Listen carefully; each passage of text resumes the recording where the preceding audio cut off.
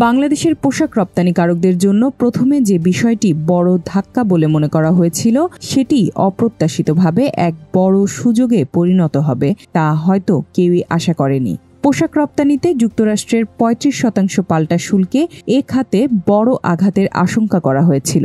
তবে অন্তর্বর্তী সরকারের সফল কূটনীতিতে যুক্তরাষ্ট্র শুল্ক কমিয়ে ২০% করে, যেই পরিবর্তন বদলে দিয়েছে পুরো চিত্র।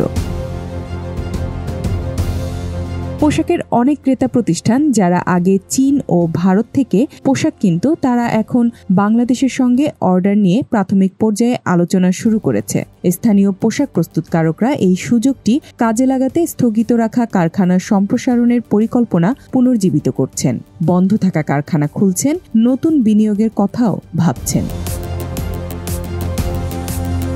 কেবল দেশীয় প্রতিষ্ঠানই নয়, এর প্রভাব পড়ছে বিদেশি বিনিয়োগকারীদের ক্ষেত্রেও। এমন পরিবর্তিত চিত্র দেখে চীনা বিনিয়োগকারীরা বাংলাদেশকে নতুন উৎপাদন কেন্দ্র হিসেবে সক্রিয়ভাবে বিবেচনা করছেন। এর আগে বিশ্বখ্যাত বেশ কয়েকটি ব্র্যান্ড দাঁতের কারখানা ভারত থেকে বাংলাদেশে স্থানান্তরের পরিকল্পনার কথা জানায়। এ তালিকা দিন দিন দীর্ঘ হচ্ছে।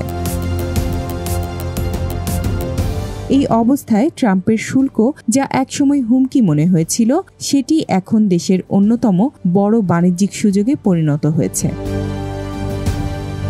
Z news, Dhaka.